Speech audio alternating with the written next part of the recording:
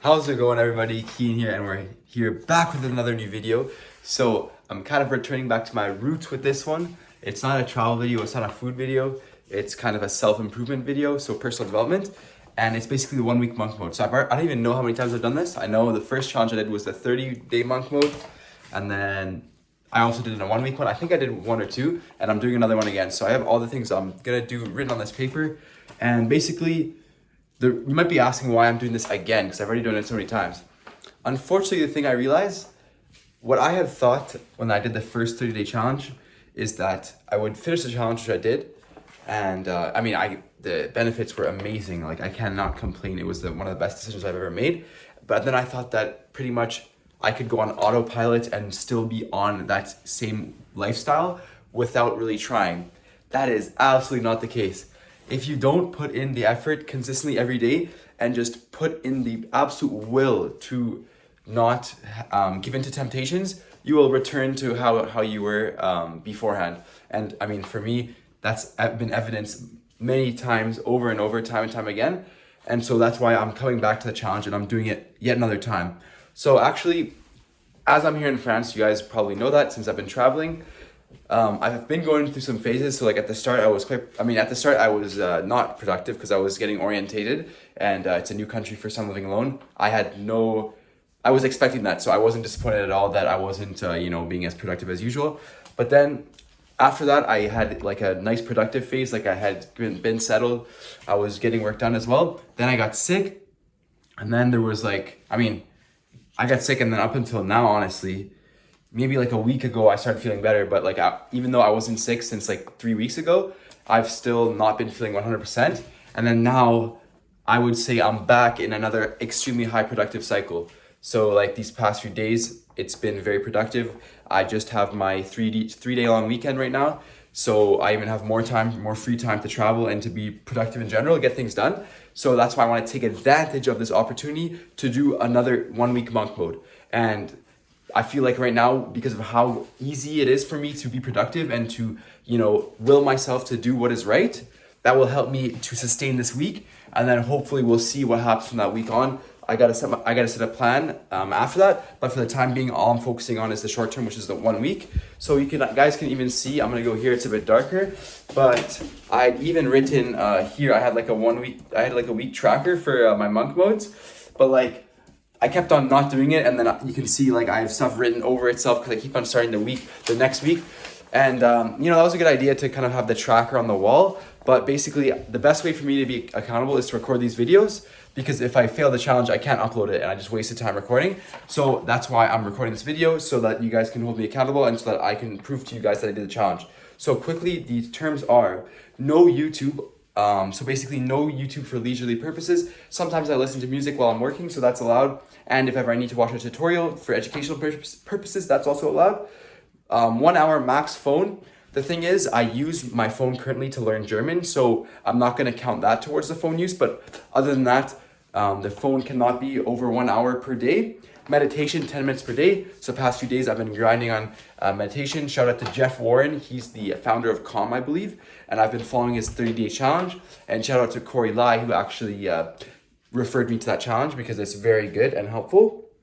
What else? No social media. So honestly, I don't really use social media. Sometimes I slip up and use Instagram, so I just can't do that. It's bigger. The bigger problem is definitely YouTube.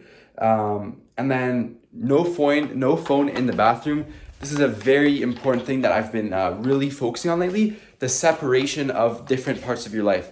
So you can see in the room I'm in, I have everything combined. So we have the bed here, the kitchen there, the table there, and then the office where I work there.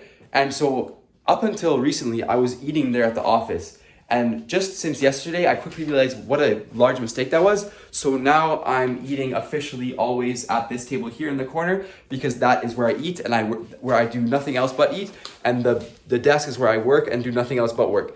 Additionally, or by the same token, the washroom is where I go take a shower and go to the washroom with the toilet and nothing else other than brushing teeth. So that's why you cannot be on your phone, because you're going to confuse yourself and your body won't know what's happening. You need to have each thing represent a specific thing. That's also why I have classical music specifically for when I'm working, so that my mind knows already this is the cue that I need to be working.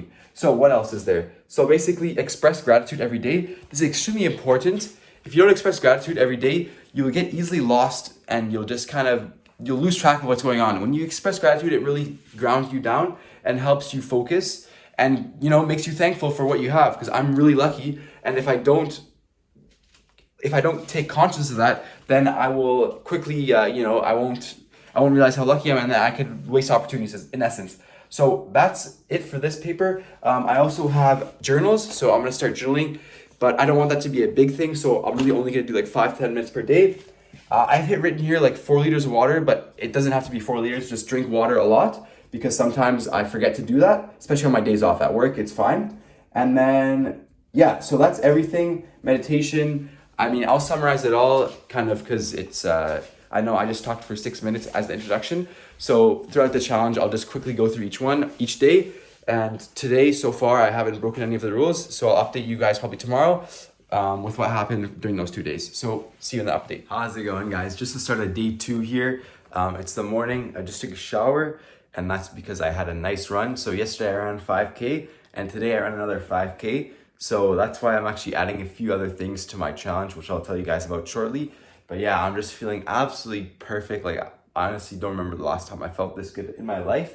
That's kind of an exaggeration, but really, I feel amazing. So as you guys know, I mentioned it before, have that separation of eating and work. So I'm currently sitting down at the table because I'm about to munch on this breakfast. This is so much oatmeal, guys. And also gonna chop up 2 bananas, put them there. But I digress, that's just kind of an aside. So basically, I'll be updating you guys every morning about what happened the prior day. And I now also have new terms. So drink water, that was chill. I drank a lot of water. I did the 10-minute meditation already yesterday. I still have to do it today. Cold showers, so that's new. So the last 2 days I've been taking the freezing cold showers. Ever since I got sick, I couldn't take cold showers when I was sick. And then after that, I just basically became weak, and I was like, no, I can't take them anymore. But now it's a bit easier since after exercise, it's really good to take a cold shower. It's not that hard anyways. So journaling of some form, I did that yesterday. No phone in the bathroom, that was good. No YouTube for leisurely purposes, yes. Maybe like I watched like 5 minutes by accident, but also at that was also something to do with productivity. So I would still say that's a pass. 1 hour max phone time.